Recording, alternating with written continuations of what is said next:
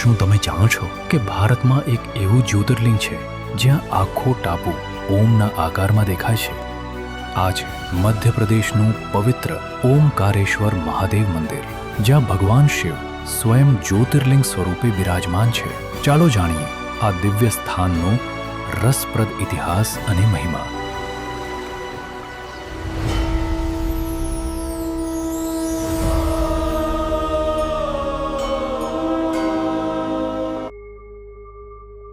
શું તમે ક્યારે એવી જગ્યાએ ગયા છો જ્યાં હરિયાળા પહાડો, વાંકાચૂકા મનમોહક રસ્તાઓ અને પવિત્ર નર્મદા નદી એક સાથે મળીને સ્વર્ગ જેવું દ્રશ્ય સર્જે? પહાડોની વચ્ચે વહેતી નર્મદાની દરેક લહેર એક નવી કહાની કહે છે. મધ્યપ્રદેશના ખંડવા જિલ્લામાં નર્મદા નદીના કિનારે આવેલું ઓમકારેશ્વર મંદિર ભારતના 12 જ્યોતિર્લિંગોમાંનું એક છે. આ મંદિર માંધાતા અથવા શિવપુરી નામના ટાપુ પર આવેલું છે, જે ઉપરથી જોતા ઓમના આકાર જેવું દેખાય છે. તેથી આ સ્થાનને ઓમકારેશ્વર નામ મળ્યું. પુરાણો અનુસાર વિંધ્ય પર્વતને પોતાના વિશાળ સ્વરૂપનો ખૂબ જ અભિમાન હતો, પરંતુ મહર્ષિ નારદે જ્યારે મેરુ પર્વતની શ્રેષ્ઠતા જણાવી ત્યારે વિંધ્યના અહંકારને ભારે આઘાત લાગ્યો. પોતાને શ્રેષ્ઠ સાબિત કરવા વિંધ્ય પર્વતે માંધાતા દ્વીપ પર માટીનું પાર્થિવ શિવલિંગ બનાવ્યું અને શરૂ કરી કઠોર તપસ્યા, ઘોર તપસ્યા.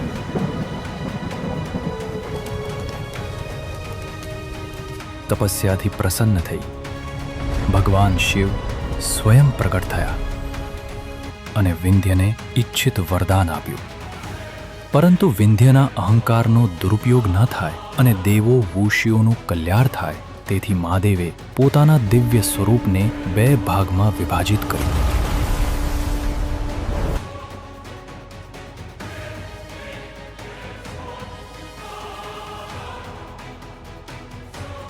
જેમાં દ્વીપ પર સ્થિત સ્વરૂપ ઓમકારેશ્વર, પ્રણવ સ્વરૂપ, અને દક્ષિણ તટ પર સ્થિત સ્વરૂપ મમલેશ્વર અથવા અમરેશ્વર, અનંત પ્રભુ સ્વરૂપ તરીકે ઓળખાયું.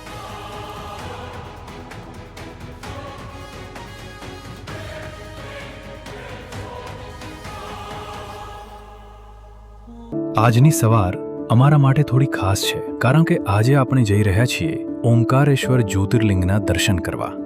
સવારની શાંતિ, ઠંડુ વાતાવરણ અને મનમાં માત્ર એક જ ભાવના, હર હર મહાદેવ.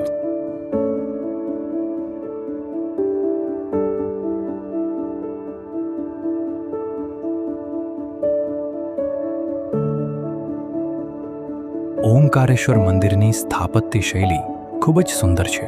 મંદિર નાગર શૈલીથી પ્રભાવિત છે, જેમાં પથ્થર પરની સુંદર કોતરણી, શિખર અને પ્રાચીન નકશીકામ જોવા મળે છે.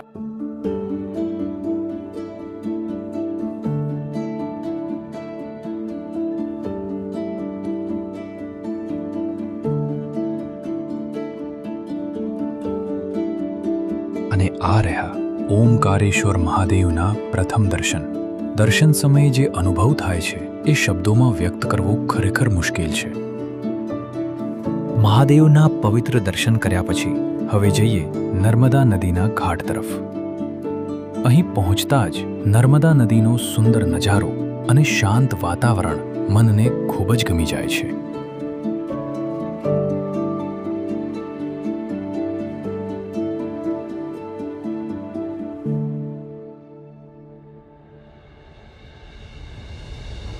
ચાલો હવે નર્મદા નદીમાં બોટિંગનો આનંદ લઈએ.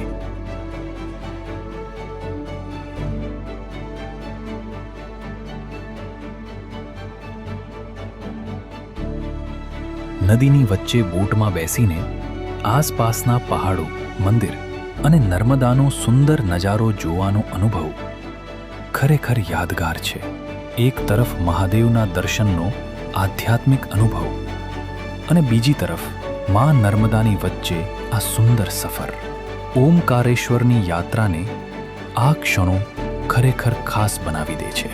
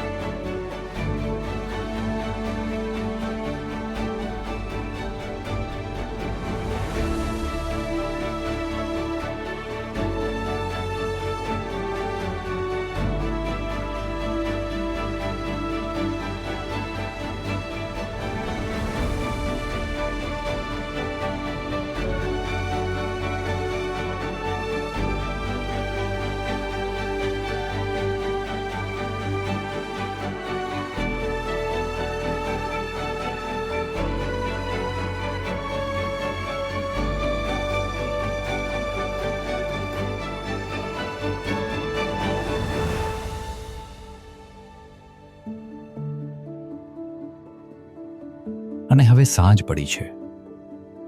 સૂર્ય ધીમે ધીમે અસ્ત થઈ રહ્યો છે અને નર્મદા ઘાટ પર આરતીની તૈયારીઓ શરૂ થઈ ગઈ છે. ઘાટ પર દીવડાઓ પ્રગટાવી માં નર્મદાની ભવ્ય આરતી શરૂ થાય છે.